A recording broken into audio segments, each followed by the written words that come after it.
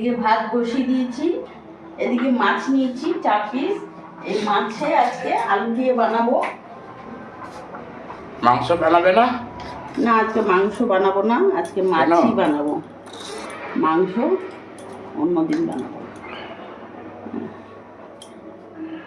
মাছই ভালো। মাছে ভালো করে লবণ হলুদ মাখিয়ে নেবো।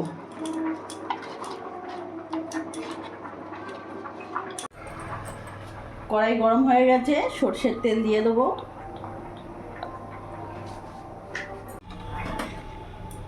তেল গরম হয়ে গেছে, এবার আমি এক এক করে মাছগুলো দিয়ে দেবো।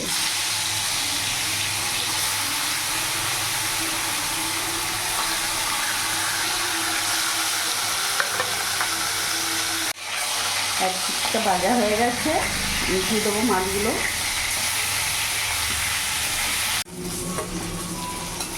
মাছগুলো লাল করে ভেজে নিয়েছি, এবার নামিয়ে ফেলবো।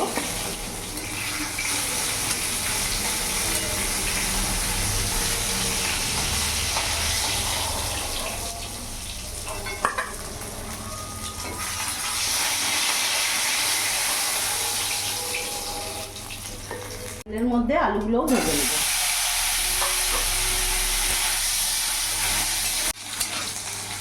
আলুটাও লাল লাল করে ভেজে নিয়েছি, আলুগুলো নামিয়ে ফেলবো।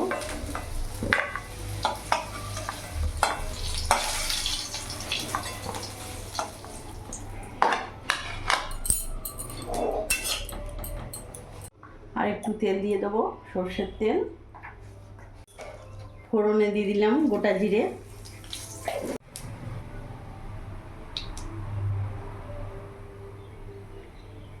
এরই মধ্যে কেটে রাখা টমেটোগুলো দিয়ে দিলাম। তার মধ্যে আদা রসুন লঙ্কা পেঁয়াজ বাটা সব মশলা বাটা দিয়ে দিলাম। এক এক করে মশলা উপকরণগুলো দিয়ে দেবো। লবণ দিয়ে দিলাম 1 চামচের মতো, হলুদ গুঁড়ো দিয়ে দিলাম, জিরে গুঁড়ো দিয়ে দিলাম, ধনে গুঁড়ো দিয়ে দিলাম, যাতে মশলাটা লেগে না যায় ভালো করে মিশিয়ে নেব।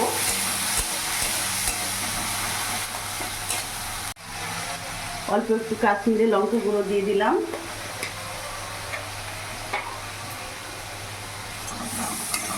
কালারটা বেশ ভালো আসবে, তার জন্য কাশ্মীরি লঙ্কা গুঁড়ো ব্যবহার করলাম। মশলাটা কিছুক্ষণ কষিয়ে নেব। মশলাটা কষানো হয়ে গেছে, মশলা থেকে তেলও ছেড়ে দিয়েছে। এবার ভেজে রাখা আলুগুলো দিয়ে দেবো।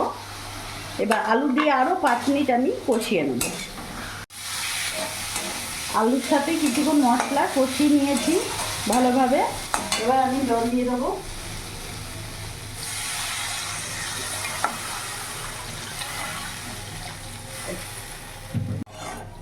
তোমরা যেরকম ঝোল খাবে সেই হিসেবে জল দেবে। এবার গ্যাসের ফ্লেমটা আমি ফুল করে দেবো।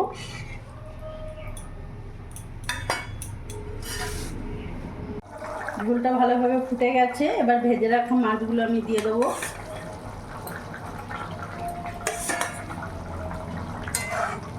এবার মাছ দিয়ে আরও 2 মিনিট আমি ফুটিয়ে নেব। মাছ দিয়ে 2 মিনিট ফুটিয়ে নিয়েছি, খুব ভালোভাবে ফুটে গেছে। এবার কেটে রাখা ধনেপাতা দিয়ে দিলাম ওপর থেকে।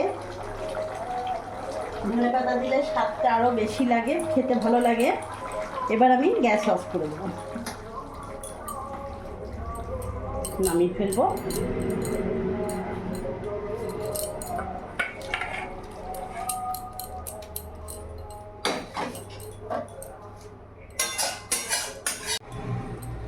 মাছের রেসিপি একেবারে রেডি। বন্ধুরা, দেখলে আমি আজকে যে মাছের রেসিপিটা বানালাম, এইভাবে তোমরাও একদিন বানিয়ে দেখো, সত্যিই ভালো লাগবে। ভিডিওটা যদি ভালো লাগে প্লিজ লাইক কমেন্ট শেয়ার করে আমার পাশে থেকো, আর তোমরাও সবসময় ভালো থেকো।